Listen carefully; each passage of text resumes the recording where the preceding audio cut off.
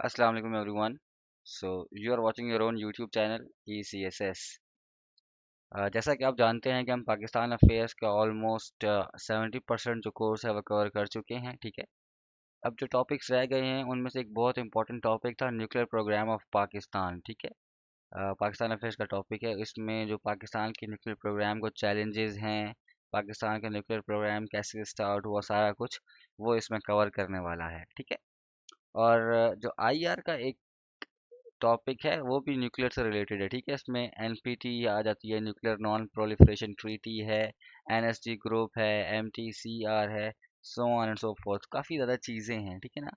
तो मैंने बेसिकली आज ये जो वेपन ऑफ मैस डिस्ट्रक्शन पे स्लाइड्स बनाई है ना, तो ये कवर करती हैं दोनों को, ठीक है। आईआर के जो टॉपिक्स हैं उसको भी कवर करेगा, और जो पाकिस्तान अफेयर्स में सिलेबस है रिलेटेड टू न्यूक्लियर वेपन्स उसको भी कवर करेगा। तो इसलिए थोड़ा सा ये लेंथी टॉपिक है, लेंथी लेक्चर है। इस पे प्रॉब्ली तीन तीन चार वीडियोस तो मैं बनाऊंगा मिनिमम, ठीक है, 15-15 मिनट्स की।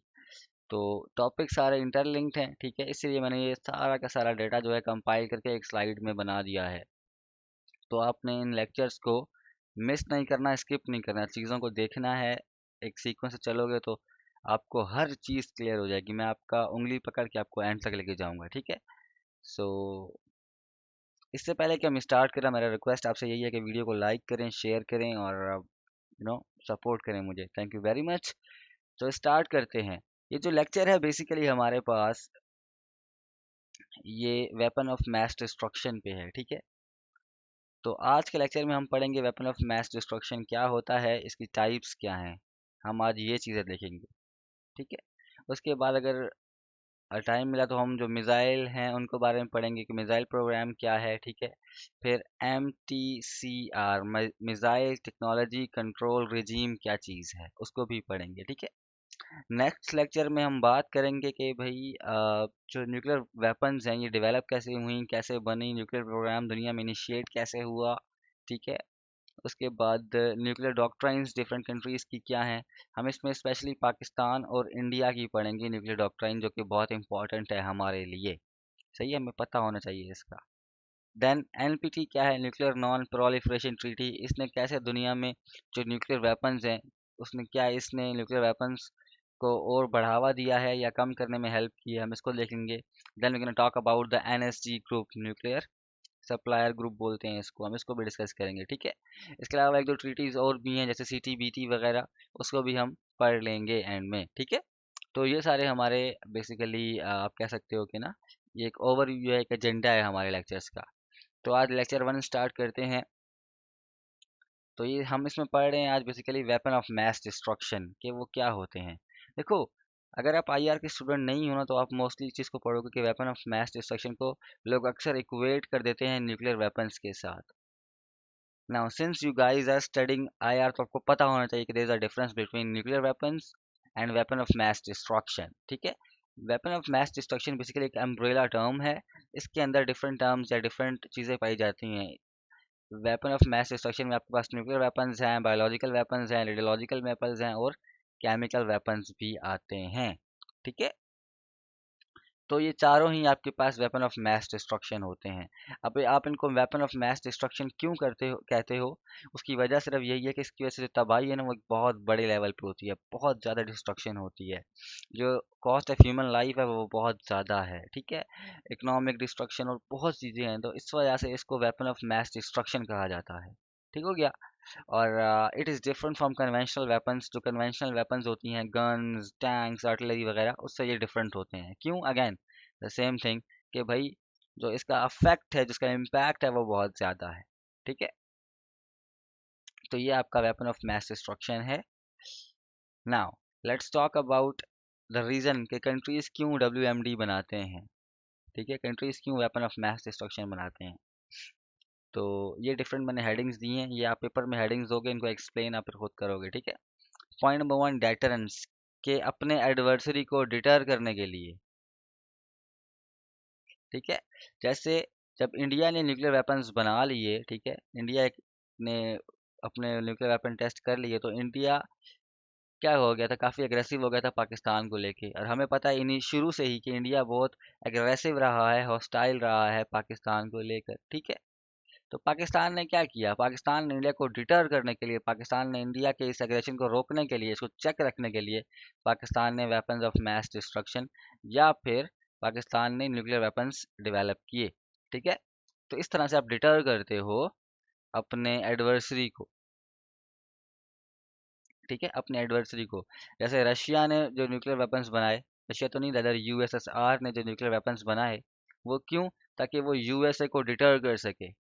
ठीक है, तो ये चीज इस तरह से डिटरेंस का फैक्टर काम करता है यहाँ पे। Then another important point is the prestige, कि बहुत से कंट्रीज न्यूक्लियर वेपन्स इसलिए भी बनाते हैं, ये चाहते हैं बनाए, क्योंकि एक इंटरनेशनल इमेज बने, इंटरनेशनल अरीना में उनकी कुछ स्टैंडिंग हो। सही है। अब ये आपको शायद बात ऐसी हवा में लग रही हो, but this is a fact rather. देखो पाकिस्तान की एग्जांपल ले लेते हैं, फॉर एग्जांपल कि पाकिस्तान की economy it's not performing well, right. हमारे यहाँ पॉलिटिकल इंस्टेबिलिटी है, बहुत से और भी मतलब आप कह सकते हो नेगेटिव चीज़ें चल रही हैं इस टाइम पे। इवन दो हम इस चीज़ में बहुत प्राइड लेते हैं जब भी बात की जाती है कि Pakistan is the only Muslim country जिसके पास न्यूक्लियर वेपन्स हैं। ठीक है, इसमें बहुत प्राइड लेते हो। इसके अलावा एक और एग्जांपल आप समझ सकते हो फ्रांस की। ठीक है, फ्रांस को वर्ल्ड वॉर टू के बाद बहुत नुकसान हुआ था, मतलब वर्ल्ड वॉर टू के बाद फ्रांस का तो हशर नशर हो गया था, जर्मनी ने तो फ्रांस के मतलब बहुत डिस्ट्रक्शन कर ली थी। ठीक है, तो जो फ्रांस की इंटरनेशनल इमेज थी वो बहुत ख़राब हो गई थी, जो फ्रांस की स्टैंडिंग थी इंटरनेशनल अरीना में वो बहुत ख़राब हो गई थी। उसके बाद इसको और एक बहुत बड़ा सेटबैक हुआ सुएज कनाल में, जो सुएज कनाल का एक जो क्राइसिस हुए थे, उससे भी फ्रांस की इमेज पे बहुत धचका पड़ा। ठीक है, तो इवेंचुअली फिर फ्रांस के यहाँ पे लोगों ने ये लिखा कि यार अगर हमें अपनी प्रेस्टीज, अपनी बका को वापस लेकर आना है तो हमें न्यूक्लियर वेपन्स बनाने पड़ेंगे। ठीक है, इसकी डिटेल हम आगे नेक्स्ट लेक्चर में भी पढ़ेंगे, लेकिन अभी ये चीज़ समझ लो कि फ्रांस ने जो न्यूक्लियर वेपन्स बनाए उसमें और भी बहुत सी रीजंस थी, लेकिन प्रेस्टीज का जो फैक्टर था ये भी उसमें पाया जाता था। ठीक है, then another another point is the power balance, कि जब आप न्यूक्लियर वेपन बनाते हो तो आप पावर बैलेंस कायम कर लेते हो। अब क्या मतलब है इसका, देखो ये है पाकिस्तान, ये है इंडिया। ठीक है, अब एक बात याद रखना, इंडिया को हमेशा से ही ना पाकिस्तान पे एज रहा है जहां तक आप बात करो कन्वेंशनल वेपन्स की। ठीक है, जो कन्वेंशनल वेपन्स हैं उसमें इंडिया को पाकिस्तान पे एज रहा है, क्यों, क्योंकि इंडिया के पास सबसे बड़ी बात है कि नंबर ऑफ ट्रूप्स बहुत ज़्यादा हैं एज कम्पेयर टू पाकिस्तान। ठीक है, वहाँ पे जो नंबर है ट्रूप्स का वो बहुत बड़ा है। दूसरा, उनकी इकोनॉमी बेहतर है और बाकी रीजंस की वजह से तो इंडिया को हमेशा एक कन्वेंशनल एज रहा है पाकिस्तान पे। ठीक है, हमारे रीजन में, तो हमारे रीजन में जो पावर था ना वो थोड़ा सा इंडिया के फेवर में था। ठीक है, जो पावर बैलेंस था हमारे रीजन में it was in favour of India, लेकिन वो थोड़ा सा था, क्योंकि पाकिस्तान ने हमेशा से एक स्ट्रेटेजिक बैलेंस मेंटेन किया था इस रीजन में, कि इंडिया अपनी जो कैपेबिलिटीज बढ़ाता था कन्वेंशनल, तो पाकिस्तान भी अपनी कन्वेंशनल कैपेबिलिटीज बढ़ाता था। ठीक है, रीजन में हमने बैलेंस को समहाउ मेंटेन करने की कोशिश की थी। ठीक है, लेकिन जब इंडिया ने वेपन्स ऑफ मैस डिस्ट्रक्शन बना लिए तो जो पावर बैलेंस था वो बहुत ज़्यादा इंडिया की फेवर में चला गया। इस रीजन में जो पावर बैलेंस था वो बहुत ज़्यादा इंडिया के फेवर में चला गया। अब उस पावर बैलेंस को अगेन उस सॉरी उस पावर ये जो इम्बैलेंस क्रिएट हुआ है, ये जो इंडिया की फेवर में पावर चली गई थी। ठीक है, इंडिया एक रीजनल इंपॉर्टेंट बड़ा प्लेयर बन गया था। ठीक है, और इससे पाकिस्तान की जो स्टेट है, जो पाकिस्तान कंट्री है, इसके सर्वाइवल का भी खतरा पैदा हो गया था पाकिस्तान को। तो पाकिस्तान ने इस रीजन में पावर को बैलेंस करने के लिए, अपनी सिक्योरिटी, अपने सर्वाइवल को इंश्योर करने के लिए भी वेपन्स ऑफ मैस डिस्ट्रक्शन बनाए। ठीक है, तो इसलिए भी आप WMDs बनाते हो। उसके अलावा टेररिस्ट भी चाहते हैं कि उनके पास भी ऐसे वेपन्स, ऐसी टेक्नोलॉजी आ जाए, सो दैट कि जो उनके कह सकते हो आपके जो उनके बैड इंटेंशंस है वो उनको फुलफिल कर सकें। ठीक है, तो ये सारे पर्पसेस होते हैं वेपन ऑफ मैस डिस्ट्रक्शन बनाने के। अब हम टाइप्स की बात कर लेते हैं। तो देखो न्यूक्लियर वेपन्स का मैंने आपको बताया, सॉरी जो WMD की मैंने आपको बात बताई, उसके डिफरेंट टाइप्स हैं। उसमें एक है बायोलॉजिकल वेपन्स, कि आप बायोलॉजिकल वेपन्स यूज़ करते हो, आप ऐसे disease causing organisms, bacteria, viruses वगैरह इस्तेमाल कर देते हो, ठीक है, अपने एडवर्सरी कंट्री पे। अब एडवर्सरी यहाँ पर आपका राइवल होता है। अब ये आईआर की जार्गन्स हैं, ये आपने समझनी है, यही यूज़ करनी है, ठीक है। तो आप अपने एडवर्सरी स्टेट में ना ऐसे मतलब बायोलॉजिकल वेपन से अटैक करते हो। बायोलॉजिकल वेपन्स कौन से होते हैं? ये डिफरेंट बैक्टीरिया, वायरसेस, ये चीज़ें होती हैं, ठीक है। अब बायोलॉजिकल वेपन यूज़ करने के लिए आपको क्या चाहिए होता है? एक वेपनाइज्ड एजेंट, वो बैक्टीरिया, वो वायरस, वो ऑर्गेनिज्म जिसकी वजह से डिजीज होती है, ठीक है, बीमारी फैलती है। फिर एक डिलीवरी मैकेनिज्म, एक ऐसा मैकेनिज्म चाहिए जिसके थ्रू आप उस वेपनाइज्ड एजेंट को उस एडवर्सरी स्टेट तक पहुंचा सको, ठीक है। अब देखो, छोटे से माइक्रो ऑर्गेनिजम्स होते हैं, इनको आप हाथ से पकड़ के तो नहीं यहाँ पे ले जा सकते, है ना। You need a delivery system. आपको कोई डिलीवरी सिस्टम हो चाहिए होगा इसके लिए। इट कुड बी मिसाइल और इट कैन बी एनीथिंग, ठीक है। कोई भी एक डिलीवरी मैकेनिज्म होगा जिसके थ्रू आप जो वेपनाइज्ड एजेंट है वो अपने एडवर्सरी स्टेट में भेजते हो। अब इसका पर्पस क्या होता है कि countries, sorry not countries, IR में आप कंट्रीज को स्टेट्स बोलोगे, ठीक है। तो अब मैं भी आपको स्टेट ही बोलूंगा यहाँ पर, सॉरी आपको नहीं, रेदर मैं भी कंट्रीज को स्टेट्स ही बोलूंगा यहाँ पर। सो जो बायोलॉजिकल वेपन्स हैं, इनका इनको यूज़ करने का मकसद क्या होता है स्टेट्स का? उनका मकसद यही होता है कि हमने एक जो हमारा एडवर्सरी स्टेट है उसमें इंस्टेबिलिटी क्रिएट करनी है। कैसे? कि आप उनके लाइव स्टॉक को वहाँ पे इन्फेक्शन फैला दो। इससे क्या होगा? आपकी क्रॉप्स मुतासिर होंगी, एक्सपोर्ट्स मुतासिर होंगी, कंट्री में फूड इनसिक्योरिटी पैदा होगी, इकोनॉमी कंट्री की काफ़ी ख़राब हो जाएगी, ठीक है। पॉलिटिकल इंस्टेबिलिटी भी क्रिएट होगी, मैस किलिंग्स होंगी। तो मतलब ये तरीका है जिससे आप अपने एडवर्सरी स्टेट पे प्रेशर बिल्ड करते हो, ठीक है, उधर इंस्टेबिलिटी क्रिएट करते हो। अगर आपने बायोलॉजिकल वेपन्स के बारे में और पढ़ना है तो हेयर इज़ द लिंक, ये आपको डिस्क्रिप्शन में मिल जाएगा, उसको जाके रीड कर लेना। वैसे आई वुड सजेस्ट यू कि जाके वो रीड कर लेना, क्योंकि मैंने काफ़ी मेहनत से ये सारे लिंक्स ढूंढे। Now the second one is chemical weapons. Again chemical weapons में क्या है? आप केमिकल्स इस्तेमाल करते हो, ठीक है। ये बेसिकली इसका फर्स्ट यूजेस कब हुआ था? वो वर्ल्ड वॉर वन में हुआ था, जब मस्टर्ड गैस इस्तेमाल की गई थी, ठीक है। इसके नतीजे में तकरीबन 1 लाख के आसपास लोग जर्मनी और इंग्लैंड वगैरह यहाँ पर मारे गए थे, ठीक है, because of this chemical weapon. तो इससे रियलाइज हुआ, लोगों में ये रियलाइजेशन आई कि यार केमिकल वेपन्स जो हैं ये बहुत डेंजरस हैं, ठीक है। इसको हमें रोकना पड़ेगा। दुनिया में अगर लोगों ने केमिकल वेपन्स बनाना शुरू कर दिए तो ये तो एक मतलब आफत आ जाएगी दुनिया में, ठीक है। तो इसी वजह से फिर एक कन्वेंशन हुई, उसको बोलते हैं केमिकल वेपन्स कन्वेंशन। इसका प्राइमरीली मकसद क्या था? उसका मकसद यही था कि हमने दुनिया में जो केमिकल वेपन्स बन रहे हैं या ये जो कंट्रीज डिप्लॉय कर रहे हैं, so on and so fourth, उसको हमने रोकना है, कम करना है और इवेंचुअली दुनिया से केमिकल वेपन्स को ख़त्म करवाना है, ठीक है।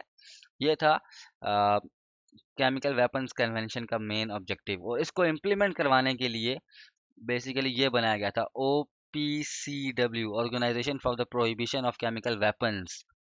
आपने अक्सर सुना होगा कि सीरिया में जो है OPCW के मेंबर्स इन्वेस्टिगेशन कर रहे हैं, यमन में इन्वेस्टिगेशन कर रहे हैं, ये अक्सर आपने न्यूज़ में सुना होगा। तो ये OPCW क्या है? ये बेसिकली एक ऑर्गेनाइजेशन है जो CWC, केमिकल वेपन्स कन्वेंशन के अंडर के तहत बनाई गई है। और जहाँ पे भी ये केमिकल वेपन्स यूज होते हैं वहाँ पर इन्वेस्टिगेशन करना, सारी जिम्मेदारी OPCW की होती है, ठीक है। Again here is the link, बाकी डिटेल्स आप यहाँ से केमिकल वेपन्स के बारे में पढ़ सकते हो। Now the most important one, the nuclear weapons. फिर जो सबसे इंपॉर्टेंट WMD हैं वो आपके पास है न्यूक्लियर वेपन्स, ठीक है। ये सबसे ज़्यादा नुकसान पहुंचाते हैं, ह्यूमन कॉस्ट बहुत ज़्यादा है इसकी, इकोनॉमिक कॉस्ट बहुत ज़्यादा है, ठीक है। तो इस टाइम पे दुनिया में हमारे पास 9 ममालिक ऐसे हैं बशमूल पाकिस्तान जिनके पास एटमी हथियार हैं या न्यूक्लियर पावर हैं वो, ठीक है। अभी जो न्यूक्लियर वेपन्स होते हैं ये कैसे बनते हैं? इसके दो तरीके हैं, टू टाइप्स के होते हैं ये। टाइप्स कह लो या इनको बनाने के तरीके देख लो तो वो दो तरह के हैं। एक को बोलते हो आप फिशन, ठीक है, दूसरे को आप बोलते हो फ्यूजन। फिशन में क्या होता है? फिशन में बेसिकली आप एक रेडियो एक्टिव मटेरियल या फिर रेडियो एक्टिव एक एलिमेंट लेते हो, ठीक है। अक्सर तौर पे यूरेनियम लिया जाता है, यूरेनियम या फिर प्लूटोनियम, ठीक है। इस एटम को लेते हो, इसमें ना इसके न्यूक्लियस में आप न्यूक्लियर को बम, सॉरी, इसके न्यूक्लियस में यूरेनियम के या फिर प्लूटोनियम के, आप न्यूट्रॉन को बम्बार्ड करते हो, न्यूट्रॉन को उसके न्यूक्लियस पे फेंकते हो, ठीक है। जब न्यूट्रॉन इन रेडियो एक्टिव मटेरियल के न्यूक्लियस में जाता है तो इनका जो न्यूक्लियस है वो बहुत अनस्टेबल हो जाता है। अनस्टेबल होने की वजह से इवेंचुअली जो न्यूक्लियस है इनका वो डिफरेंट न्यूक्लियाई में ब्रेक हो जाता है। सही है। जब न्यूक्लियाई में ब्रेक होता है तो साथ एक एनर्जी प्रोड्यूस होती है बहुत ज़्यादा। उसका फॉर्मूला है E इक्वल्स टू mc², ठीक है। तो इतनी ज़्यादा एनर्जी प्रोड्यूस होती है एक छोटे से न्यूक्लियस के टूटने से, ठीक है। तो एक तरीका ये है फिशन रिएक्शन जिसके थ्रू आप एटम बॉम्ब बनाते हो। दूसरा है फ्यूजन। फ्यूजन में क्या होता है कि आपने एक एटम उठाया यहाँ से, एक एटम उठाया यहाँ से, आप इनको जो है ना फ्यूज कर देते हो। इनके एटम फ्यूज नहीं होता, रेदर उनका न्यूक्लियस फ्यूज होता है। तो ये कि आप दो एटम्स को फ्यूज कर देते हो, इवेंचुअली इससे फिर एक थर्ड एटम बन जाता है। जैसे ये हीलियम है, सॉरी ये हाइड्रोजन है, ये भी हाइड्रोजन है, वन वन, ठीक है। तो ये दोनों आपस में इनका न्यूक्लियस मिला तो इवेंचुअली ये हीलियम बन जाएगा, टू और ये फोर, ठीक है। तो इससे भी जब ये फ्यूजन होती है तो इससे भी एक बहुत बड़ी जो है ना आपके पास एनर्जी प्रोड्यूस होती है, ठीक है।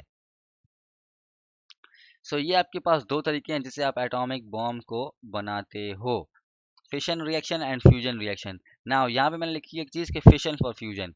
अब क्या मतलब है इसका? इसका मतलब ये है कि देखो ये एक न्यूक्लियस है और एक ये हाइड्रोजन का न्यूक्लियस है। अब ये इतने छोटे हैं, आप इसको हाथ से पकड़ के तो ऐसे नहीं कर सकते हो, फ्यूज।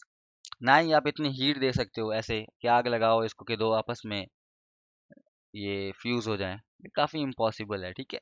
तो आप क्या करते हो, आप बेसिकली फिशन रिएक्शन को इस्तेमाल करते हो। यहाँ पे आप एक रेडियो एक्टिव जो एक रेडियो एक्टिव मटेरियल है उसके न्यूक्लियस को आप ब्रेक करते हो, ठीक है। उससे एनर्जी प्रोड्यूस होती है। वो एनर्जी इतनी ज़्यादा होती है वो आप यूज़ करते हो इन छोटे छोटे न्यूक्लियाइज को मर्ज करने में, फ्यूज करने में, ठीक है। सो हम फिशन रिएक्शन कर रहे हैं फ्यूजन रिएक्शन को परफॉर्म करने के लिए या फिर फ्यूजन रिएक्शन को कंप्लीट करने के लिए, ठीक है। तो दैट इज़ वाई ये स्टेटमेंट अक्सर बोली जाती है फिशन फॉर फ्यूजन। उसके बाद मैंने आपको बताया कि अब हमारे पास टोटल 9 न्यूक्लियर वेपन स्टेट्स हैं इस टाइम पे, ठीक है। उसके अलावा कुछ पोटेंशियल न्यूक्लियर वेपन स्टेट्स भी हैं, यानी कि जिनके पास जो रास्ते पे थी या जो अभी रास्ते पे हैं न्यूक्लियर वेपन्स बनाने के। जैसे इराक का हमें पता है कि इराक ने पास्ट में ट्रायल्स की थी, लीबिया ने की थी। ईरान का हमें पता है कि ईरान अभी भी बना रहा है। ईरान ने बहुत ज़्यादा यूरेनियम जो है वो इनरिच कर ली है, ठीक है। नॉर्थ कोरिया भी अपने जो मिसाइल्स हैं वो टेस्ट कर रहा है, ठीक है। तो इससे हमें ये चीज़ अंदाज़ा है, ये चीज़ पता लग रही है कि ये potential nuclear weapons, nuclear capable countries हैं, ठीक है। क्योंकि इन्होंने यूरेनियम इनरिच बहुत ज़्यादा कर ली है। अच्छा, इसमें एक चीज़ समझ लेना इनरिचमेंट रिएक्टर्स के बारे में और सारी चीज़ें ये देखो। एक तो फिशन है ना रिएक्शन, एक है फ्यूजन रिएक्शन, ठीक है। अब एक पॉइंट आपने ये समझना है। दूसरा एक और इम्पोर्टेंट पॉइंट है, वो क्या है कि देखो जो न्यूक्लियर वेपन्स होते हैं ना ये कैसे बनते हैं। ये आप जो यूरेनियम वगैरह हो गया, ठीक है, इसको आप डालते हो रिएक्टर्स में, ठीक है। रिएक्टर्स जो हैं वो highly enriched highly enriched uranium produce करते हैं, ठीक है। हाईली इनरिच्ड यूरेनियम प्रोड्यूस करते हैं, फिर वो हाईली इनरिच्ड यूरेनियम जो है आपके पास यूज्ड होती है एटम बॉम्ब्स या फिर न्यूक्लियर बॉम्ब्स के लिए। तो रिएक्टर्स का बहुत एक इम्पॉर्टेंट रोल है। ये मैंने आपको यहाँ पे इसलिए बताया क्योंकि हम आगे बार बार रिएक्टर्स के बारे में पढ़ेंगे। जो आपके पास यूरेनियम ज़मीन से मिल रही है ना मिनरल्स की फॉर्म में, डायरेक्ट उससे आप एटॉमिक बॉम्ब या फिर न्यूक्लियर वेपन्स नहीं बना सकते हो। वो रिएक्टर्स से गुजरते हैं, उधर रिएक्शंस होते हैं, बहुत कुछ हो रहा होता है, ठीक है। रिएक्टर से फिर इवेंचुअली आपके पास एक हाईली इनरिच्ड यूरेनियम मिलती है, ठीक है। वो हाईली इनरिच्ड यूरेनियम ही इवेंचुअली आपके पास एटॉमिक बॉम्ब के लिए बनती है, ठीक है। अभी जो हाईली इनरिच्ड यूरेनियम है ना, ठीक है, अब इस पे सारा मसला है। क्या मतलब इसका? देखो हाईली इनरिच्ड यूरेनियम, देखो ये रिएक्टर से निकल रही है, ठीक है। अब आपको ये भी पता होगा कि जो न्यूक्लियर वेपन्स हैं, ये हैं न्यूक्लियर टेक्नोलॉजी है, ये आपके पास यूज़ होती है सिविलियन पर्पसेस के लिए, या फिर अगर मैं इसको सिंपल टर्म्स में बोलूँ, इलेक्ट्रिसिटी को जनरेट करने के लिए हम यूज़ करते हैं ये न्यूक्लियर रिएक्टर्स, ठीक है।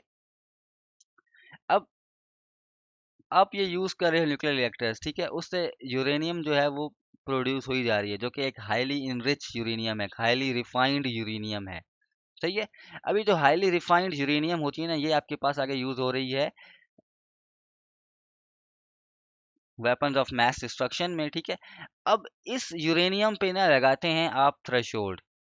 जो जो ईरान पे थ्रेशोल्ड लगा हुआ था कि ईरान ज़्यादा यूरेनियम इनरिच नहीं कर सकता, उसका मतलब यही था कि ईरान जो न्यूक्लियर रिएक्टर्स से यूरेनियम प्रोड्यूस कर रहा है, इनरिच यूरेनियम, वो सिर्फ 3% या 4% तक होनी चाहिए, ज़्यादा नहीं होनी चाहिए, ठीक है।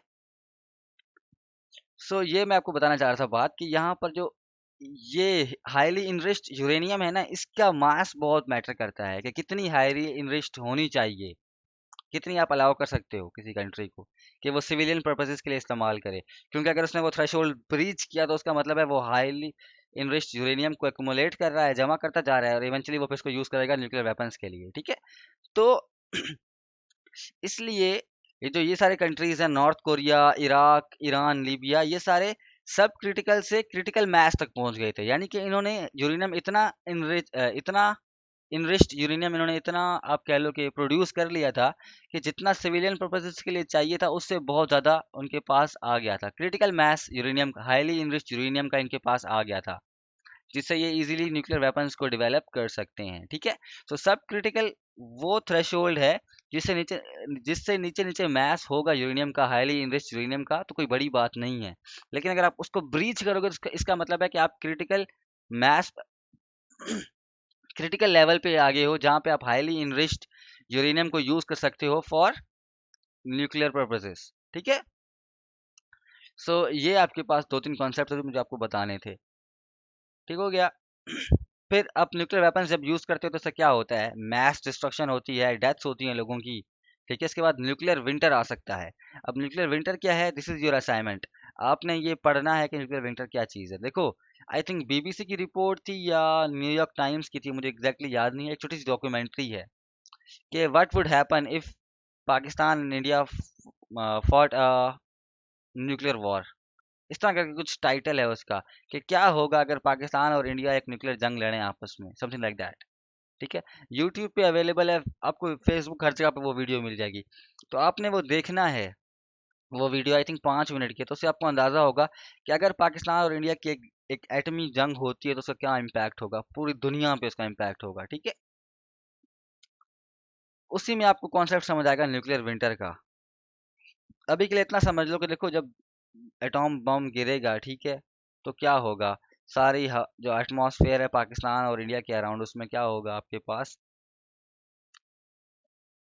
डस्ट वगैरह जमा हो जाएगी, ठीक है, एटमॉस्फेयर में। तो जो सनलाइट आ रही है वो ज़मीन तक पहुंच नहीं पाएगी, वो डस्ट इसको वापस रिफ्लेक्ट कर देगा। तो पाकिस्तान और इंडिया का जो आसपास का एरिया है, यहाँ पर आपके पास आप कह सकते होगे ना, यहाँ पर आपके पास टेम्परेचर ज़मीन का डाउन होना शुरू हो जाएगा, क्योंकि सारे की सारी जो एनर्जी सन से आ रही है वो रिफ्लेक्ट बैक हो रही है, ठीक है।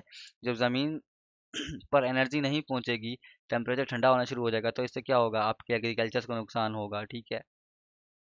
आपकी जो जो आपकी सी हैं, जो आपके ओशंस हैं, उनको नुकसान होगा, ठीक है। तो ये इससे क्या होगा, इवेंचुअली जब टेम्परेचर बहुत ठंडा होगा तो इस टेम्परेचर को आप बोलते हो न्यूक्लियर विंटर, कि न्यूक्लियर एक्सप्लोजन की वजह से विंटर आ रहा है, ठीक है। तो बाकी आपने वो वीडियो देखनी है कि व्हाट वुड हैपन अगर पाकिस्तान और इंडिया एक न्यूक्लियर वॉर करें आपस में, ठीक है। ये डॉक्यूमेंट्री है, किसी एक यूनिवर्सिटी ने इस पे रिसर्च की थी। तो ये आपको इजीली मिल जाएगा, यूट्यूब पे अवेलेबल है। अगर नहीं मिला तो मुझे कमेंट्स में बताना, मैं आपको वो दे दूंगा वहाँ से लेके, ठीक है। तो I think it's enough for today. कल लेक्चर 2 में हम डिलीवरी सिस्टम्स के बारे में पढ़ेंगे, ठीक है। बस इतना समझ लो डिलीवरी सिस्टम क्या होते हैं। ये जो न्यूक्लियर वेपन्स है ना, ये छोटे से इतने से न्यूक्लियर वेपन्स होते हैं। अब इसको किसी कंट्री पे ड्रॉप करने के लिए आपको मिसाइल चाहिए होते हैं, ठीक है, ताकि आप इन वेपन्स को अपने एडवर्सरी स्टेट पे ड्रॉप कर सको। उन मिसाइल्स को बेसिकली आप बोलते हो डिलीवरी सिस्टम, ठीक है। अब बाकी हम इस पे नेक्स्ट लेक्चर में बात करते हैं। Thank you very much, stay blessed, अल्लाह हाफिज़।